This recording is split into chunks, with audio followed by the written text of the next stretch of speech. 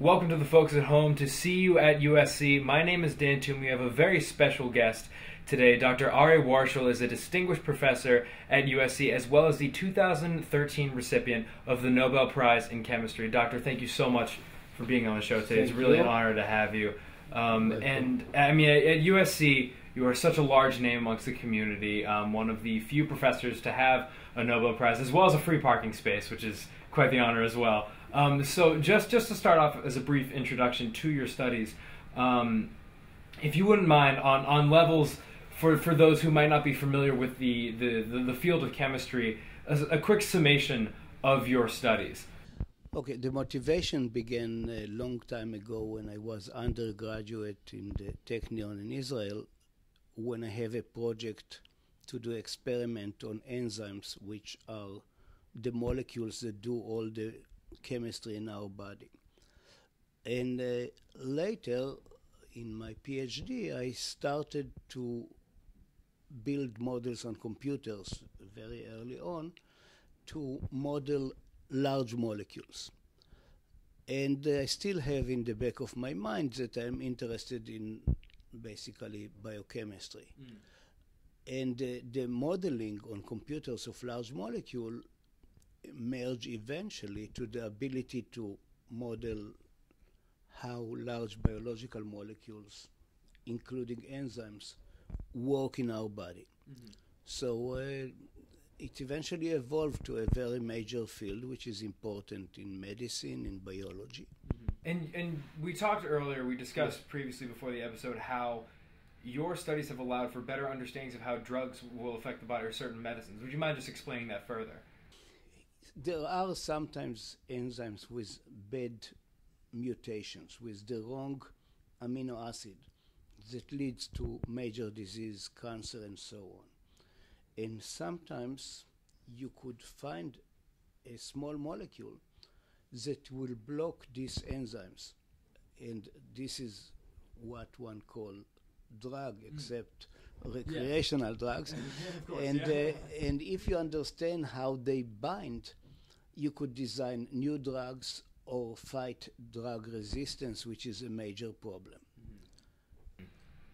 And also, you said that essentially without the use of computers, we would never fully understand enzymatic reactions. Basically, since enzymes are so complex, there is at present, no single experiment that could explain how they work, because you cannot go inside and see how the forces work there. So computers offer us to model, to see exactly how enzymes or other large molecules are working. And in my view, it will never happen, even in the future, without computers. Has your work evolved as computers have evolved? Since, I mean, because you began your work in the 1970s, correct? Yes, and so even 62. Yeah, and even the 60s, and computers have evolved so much since then. Have you seen the scale of your work change as computers have evolved as well? The answer is that the direction was always the same. Since I grew up when the computers were really not powerful, I have always to find very smart tricks to get more from less. Okay. So even now, I'm competing basically with approaches that use massive computing, and I do it by using simpler approach. But I do respect the evolution of computers. And where do you see your work, say, 5 to 10 years from now? Do you see it evolving at all in terms of how we better understand the molecular process? Or not much, but more people will understand it. Okay. It will be extended to more systems, and eventually everything will be done by computers, but we don't know when. Okay. So I have a bet 2 weeks Really? ago on modeling the cell, where everybody says that soon we will do it, and I say I bet it won't be less than 70 years, and I put $70 Really? on Who it. was this bet made with? It was there was a whole conference on modeling cells, Really? organized by this bridge, the neighboring house, and it was about modeling cells. And I said that on the on really detail level, it will take longer than what people think, but other people, I mean, nobody else put money, but... So why will it take longer than people think? Why are people under the assumption that it won't take as long? By the way, my prediction is based on past experience. Sure. And there are a lot of people who really believe that when you have a very powerful computer, you push the button and it will see how all the atoms are moving, and you will understand it. Okay. And most of these people never, sorry to say, understood anything. So you could understand a lot with simpler model, but since there are so many, the cell includes so many different molecules, different pathways. It's so just complex. Yes, and it's not the right idea just to push a button and to think to see how it works. Yet the effort to do it, like the human genome, could spare a lot of interest and push the field. So if you define complete understanding by having all the details, A, I am not a proponent of this. Sure. B, I think it will take very long. But major understanding come basically every day. And so we mentioned earlier that your studies began in the 1960s with what you've still been working on. And when was the moment of breakthrough, I suppose, for you? I mean, was there a distinct moment, or was it more of a gradual process? It was a... it's a good question, because first it was small molecules and really not having any major view. And then sometimes in the mid-70s I saw that it's a very powerful approach in biology. Oh, really? But since there was a lot of objection, the daily life were more fighting with referees who believe that this cannot be so. Really? Then, but once in a while, when you saw that something is working, but there was no, it was a gradual feeling, a realization that this is really, really powerful field, and then realization that it will take very long to convince people about it.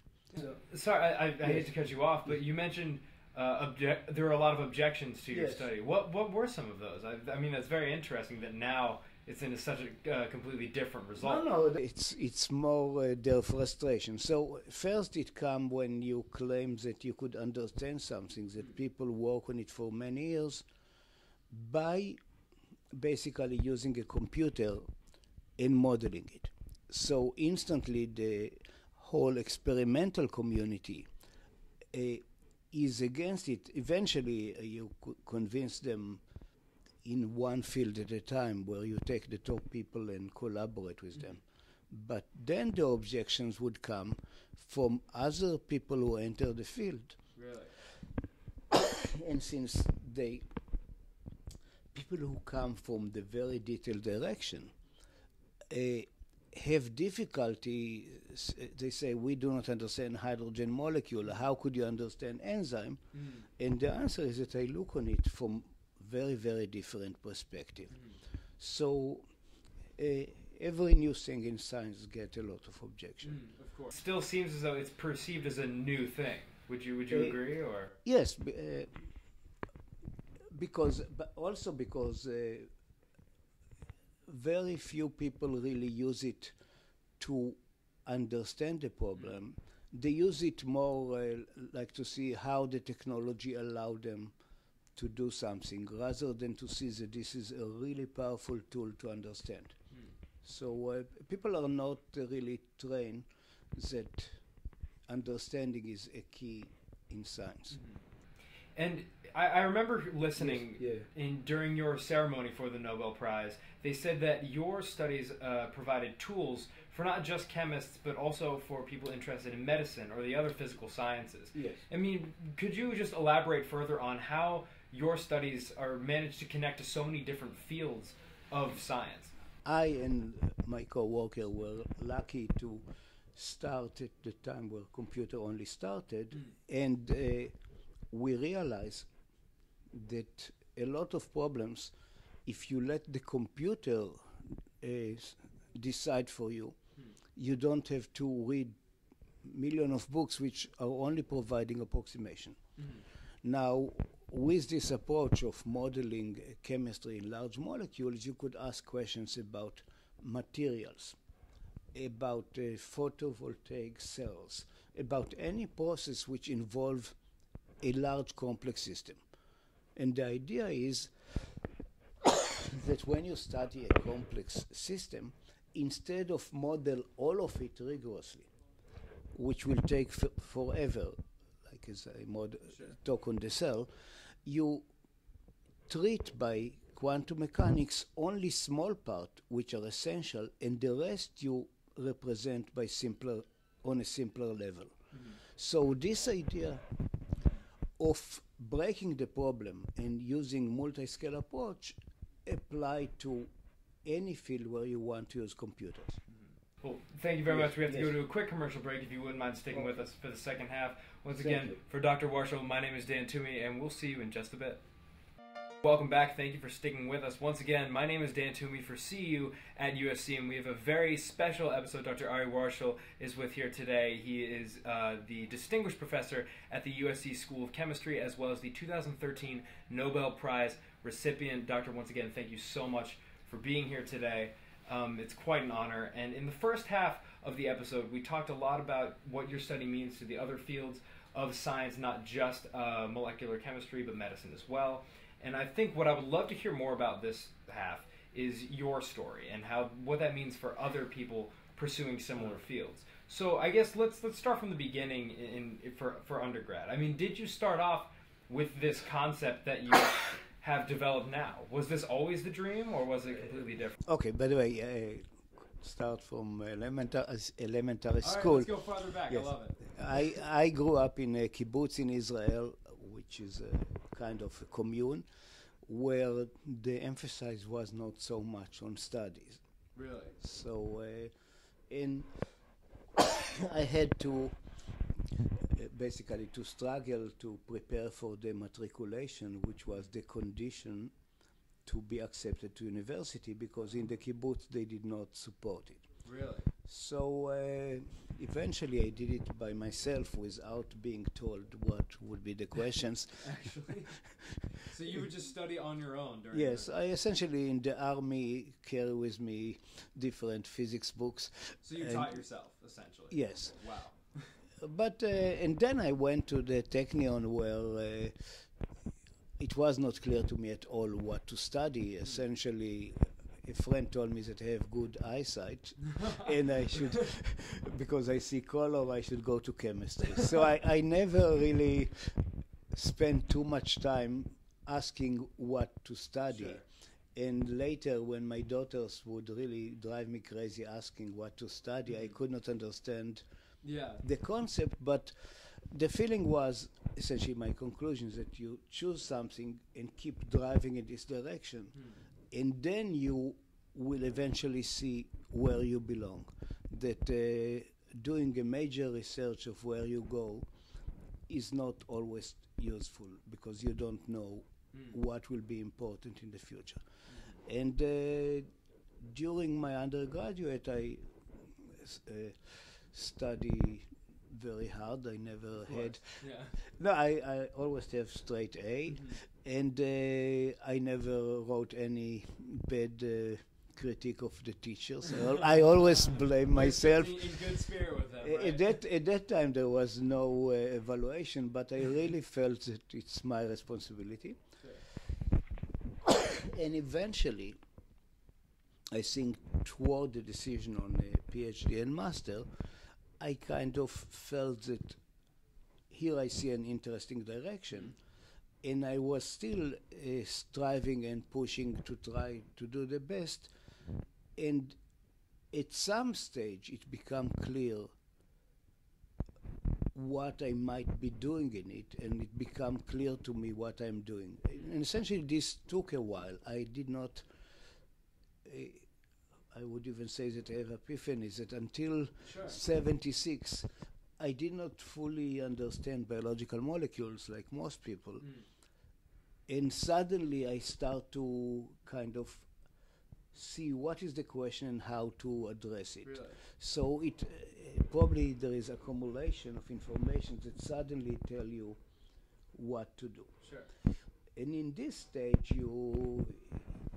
so I'm not sure what is the message. Essentially they say that, I read it very recently on geniuses and so on, that there are a lot of people who could do the best, solve the best what they see, but the challenge is really to solve problems that nobody see. And this comes with time. You don't learn it, but if you persist. So I do think that people should choose problems where it seems that there is no direction and it's almost useless, where people tell you not to go there.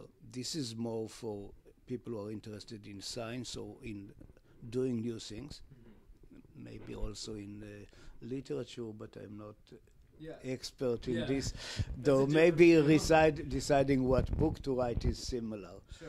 But the brain build on, after a lot of training, suddenly you see things differently, unless you decide to do exactly what other people did before. Now, I think what's important to note is that you said you didn't always see, because you say you want to look at the problems that other people aren't seeing, but you didn't see that initially either. No, I have no clue at all. I was in the Medical Research Council in England in '75, where every floor have few Nobel Prize. This is where the double helix was discovered, and they were discussing things. It's not that I didn't understand what they're talking about, but I did not see at all how to approach it, though I think I had the tools. So suddenly it became quite obvious. And I mean, I would love to hear more about that moment of, you said epiphany. Can you pinpoint that? One of my problems that I used to have very good memory. I don't. Oh, you don't remember specifically? I know that at some stage around 76, and maybe it was a period, suddenly I knew what to ask. So it was not... Suddenly, I used to, let's say, ask, okay, what we do about it and try to follow. I knew basically at 1970 already that with computer I could model anything. This was by experience, because people who were trained to do things very carefully could not do anything.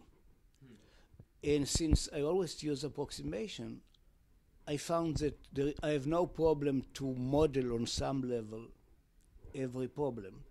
But I did not, so I knew it kind of as a trade, let's say, secret. Sure. Which, of course, other people did not like at all. Well, say, okay, there's no... But I did not know what to do with this, what question to ask and how to ask it. So I would ask people what do you think we should do and so on. And at some period it became really obvious. So it was not one...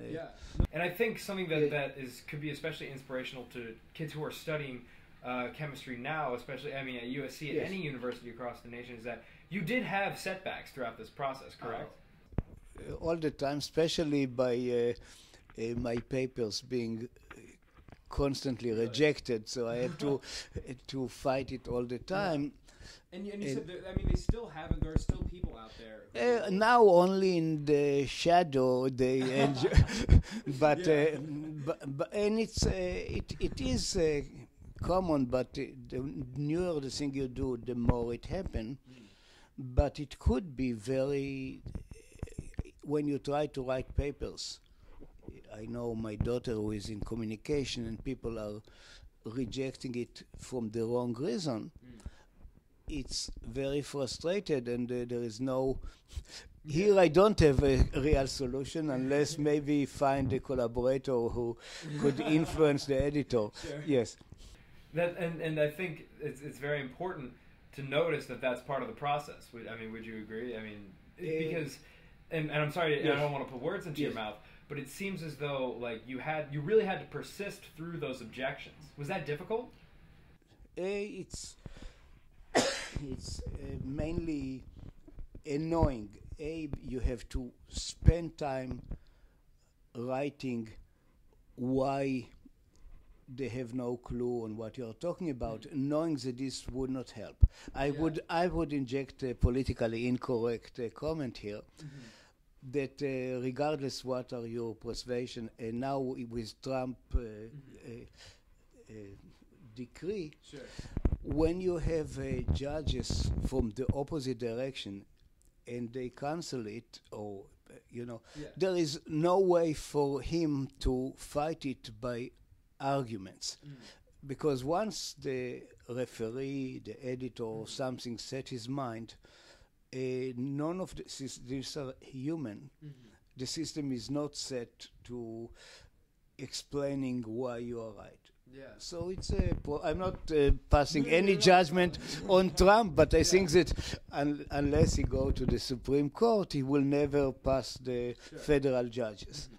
Wershel, thank you so much for being on the show. It's really been an honor. For Dr. Wershel, my name is Dan Toomey, and this has been a See You at USC special. Thank you very much for watching.